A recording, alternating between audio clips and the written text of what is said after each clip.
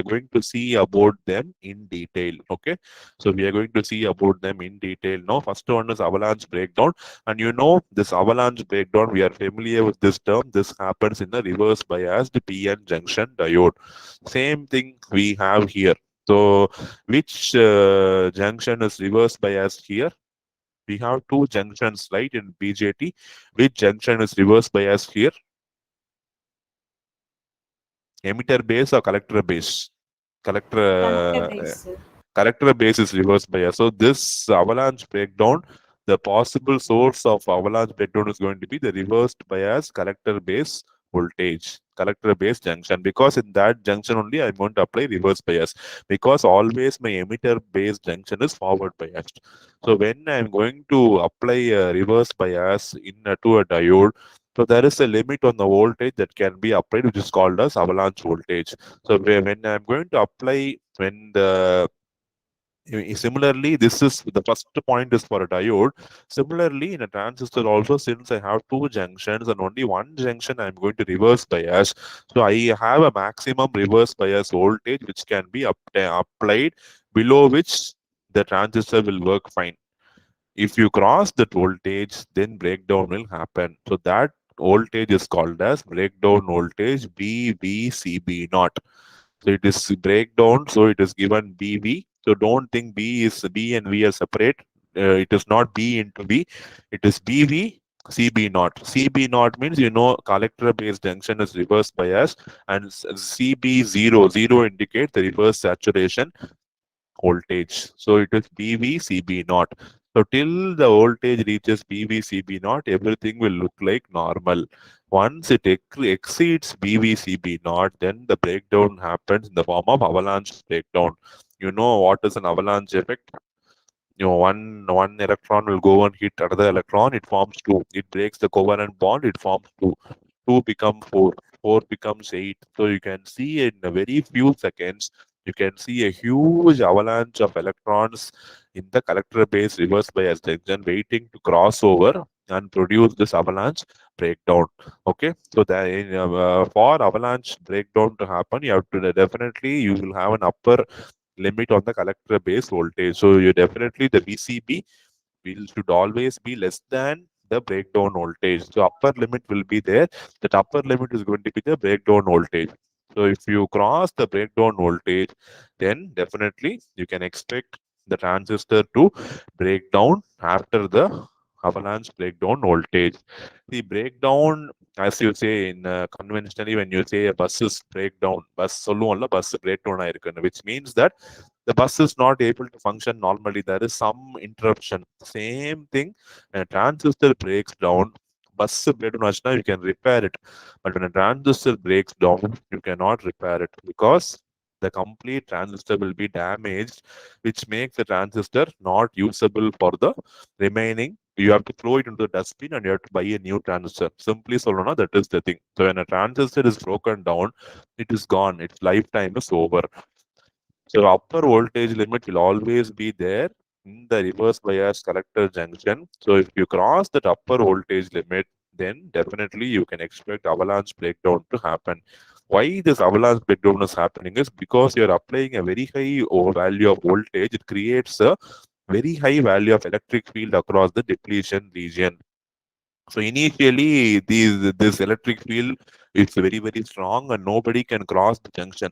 But as and when the electrons hit more electrons and you have an avalanche of electrons, the single electron cannot cross this depletion layer, which is having a very high electric field. But when you have 1,000 electrons which are waiting to cross the depletion layer, then for 1,000 electrons, this electric field is going to be very small, so which will the electrons will break the depletion layer and they will cross and go to the other end. Okay, that is the meaning of breakdown voltage. And you have an avalanche multiplication factor. See here, it is given by M is equal to the same formula what we have seen in PN junction diode. Same thing, M is equal to 1 by 1 minus VCB by BVCB naught power N. Okay, so when VCB equal to BVCB naught, when I'm exactly operating at the breakdown voltage, what is the value of M? What happens if VCB and BVCB naught are same? It is equivalent to 1. So what is the value of M? 1 by 1 minus 1 or 1 by 0, m value Infinity. will become Infinity. infinity, which means that ideally infinite charge carriers are produced, or I can say the avalanche multiplication factor is infinity, which means that it is a warning that transistor gali, transistor will not be used again. So that is why when you do these experiments in labs, the character-based junction, the character-based junction voltage நம்ம ரொம்ப vary பண்ண மாட்டோம். We'll be keeping it as constant because we know that if I'm going to increase the character-based voltage beyond the avalanche breakdown voltage, definitely the transistor will break down. So அதனால என்ன பண்ணுவோம், maximum the collector-based junction voltage will be kept as constant, and we will not even try to vary that. Okay, so because of avalanche breakdown, what will happen? You will have a reverse saturation current going through the depletion region, and it is not only the reverse saturation current IC naught, this current is also amplified by the avalanche multiplication factor M. So it is not IC naught, it is M into IC naught. Very, very important thing. Okay, where does this M come? Because of avalanche effect or avalanche multiplication factor. Okay, so at the breakdown voltage, we have seen that the multiplication factor becomes infinity and the current will rise abruptly in the breakdown region. So அது வரைக்கும் current வந்து microampsல இருக்கும். Suddenly, when your breakdown voltage equals your character based reverse bias voltage, the current will be in milliamperes. So sudden change of current cannot be acceptable by the transistor, right? So அதனால என்ன ஆகும்னா, very heavy current flow cannot be accepted by the transistor. The transistor will eventually break down. So கொஞ்ச நேரம் வரைக்கும் it will withstand the heat it generated by the amount of current flowing. When the heat goes out of the control, then the transistor is going to be completely broken down. Okay, and whatever you try to, after breakdown has happened, however you try to bring down the voltage, the effects cannot be reversed. So once the transistor is damaged, gone. அதுக்கப்புறம் உன்னால திருப்பி அந்த transistor you cannot bring it back to the normal way of functioning. And the avalanche breakdown voltage formula is given as we've seen it. This formula is almost similar formula we have seen in PN junction diode. Same thing, 1 by 1 minus VCB by BVCB not. Okay. So where in this formula, you know, VCB is the character-based reverse bias voltage and BVCB naught is the breakdown voltage. And what is this N? N is an empirical constant, or you can say it is a device constant. So N will depend on the carrier type. So usually N value is 2 to 10. If it is N type means N type silicon means you can take N value as 4. And if it is P type means N value is 2, and N value will control the breakdown characteristics because it is power of n. So n value will determine how quickly the breakdown is going to happen. So taking the avalanche multiplication into effect, so IC will have the magnitude given by, you know, IC is equal to alpha into IE and it is multiplied by M. So it is M into alpha into IE. So your IC will be not only just IC, so it is M into alpha into IE. You know, alpha is the common base current gain. As a result, in the presence of avalanche multiplication, the current gain of the amplifier becomes M alpha. So usually for common base, the current gain is alpha, but because of reverse bias characteristics, you have an avalanche multiplication factor of M. So the current amplification factor is not only alpha, it will become M into alpha. So you know that what is the range of alpha? So I told you what is the range of alpha. Alpha lies between, what is the range of alpha? Common base law, what is the current gain? We have seen this. Alpha value is close to 1, right? It is 0.9, 0.995. We have seen, right? Alpha value is very, very close to 1. Okay, alpha value is very, very close to 1. Normal common base amplifier, alpha value will be very much close to 1. But when you have reverse bias common base amplifier, the current gain alpha becomes M into alpha. Even though alpha value is less than 1, this M value is very large, so the product becomes larger. Okay, effectively the current gain in common base transistor becomes larger than 1, which is not possible. It is only possible because of the reverse biased collector base voltage.